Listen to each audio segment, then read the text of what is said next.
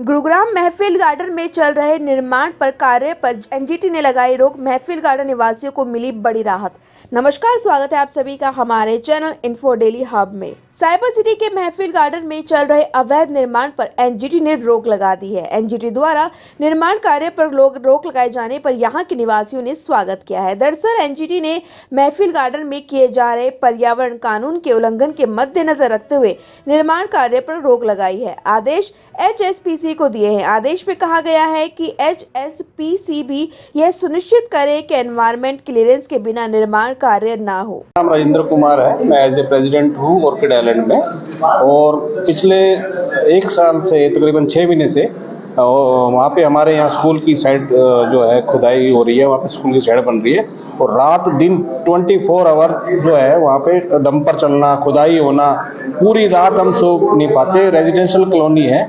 हमने अथॉरिटियों, विभिन्न प्रकार की अथॉरिटियों में भी गुहार लगाई, SDM ऑफिस में लगाई और इसमें भी लगाई, पोल्यूशन कंट्रोल बोर्ड में भी लगाई, लेकिन कहीं भी कोई सुनवाई नहीं हुई। कहीं भी किसी ने हमें वो नहीं लगाया। अंत में हमने जो है एनजीटी का सहारा लेना पड़ा, जहाँ पर जाके हमें अभी स्कूल के खिलाफ जो है ऑर्डर हुए। अब एनजीटी में अपनी अपनी गुहार लगाई है, तो कैसा देखते हैं कि इसके बाद भी अगर कोई कार्रवाई नहीं होती तो क्या कुछ रणनीति रहेगी?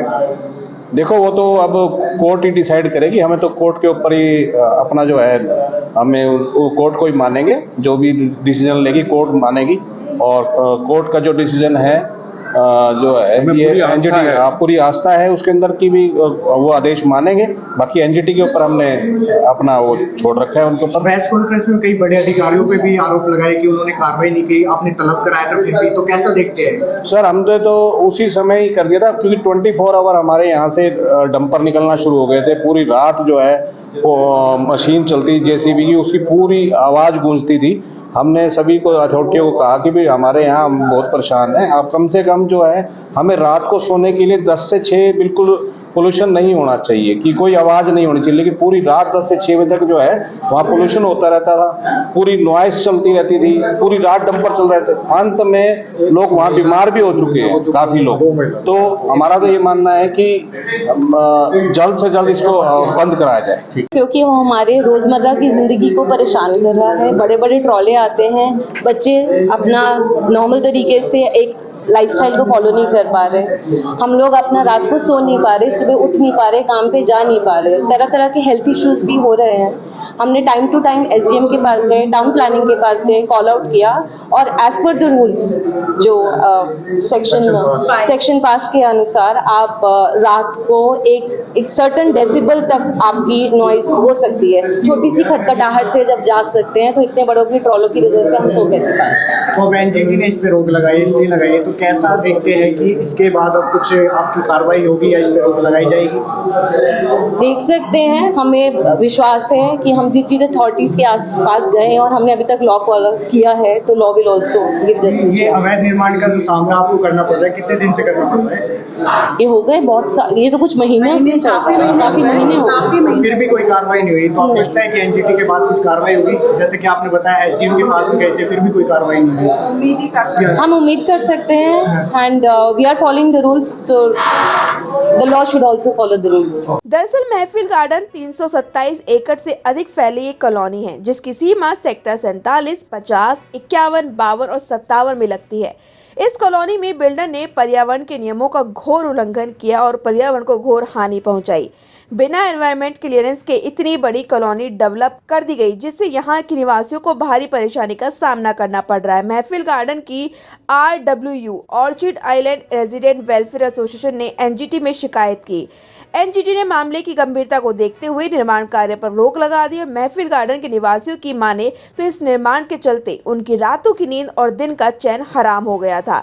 जिला प्रशासन से लाख गुहार करने के बाद भी जब कोई समाधान नहीं हुआ, तो एनजीटी का रुख लिया गया। महफिल गार्डन में जहां ऑर्किड आइलैंड उसका एक हिस्सा है, वहां का मैं निवासी हूं, और हमारी कॉलोनी के अंदर जो सड़कें हैं, गलियां हैं, उनमें आजकल डंपर और ट्रक निकल रहे हैं, क्योंकि कोई कंस्ट्रक्शन चल रही है।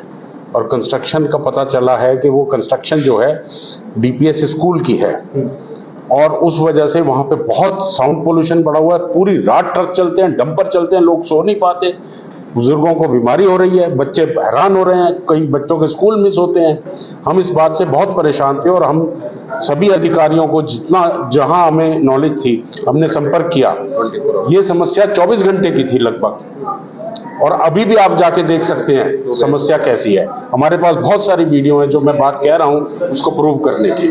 RWU की ओर से पैरवी कर रहे वकील यतीश कुमार गोयल की माने तो यह बहुत बड़ा घोटाला है। कॉमन एरिया को सैकड़ों करोड़ रुपए में बेच दिया गया। बिल्डर को कॉमन एरिया बेचने का अधिकार नहीं है। यह DTCPF संबंधित विभागों की मिली भगत से किया जा रहा है। बिल्डर के खिलाफ बार बार एमbargo लगाया गया, लेकिन संबंधित अधिकारियों की मिली भगत से उसे बार बार हटा लिया गया और अवैध निर्माण बदसूरती जारी रहा। बिल्डर ने एनवायरमेंट क्लियरेंस सर्टिफिकेट भी नहीं लिया। वहीं संबंधित विभाग मूक दर्शक बना बैठा रहा। अब NGT ने सभी विभागों से जवाब तलब किया है। उम्मीद है कि कठोर कार्रवाई होगी। फिलहाल के लिए इतना ही। ऐसी तमाम खबरें जानने के लिए जुड़े रहे हमारे साथ और जाने से पहले चैनल को सब्सक्राइब जरूर कर ले।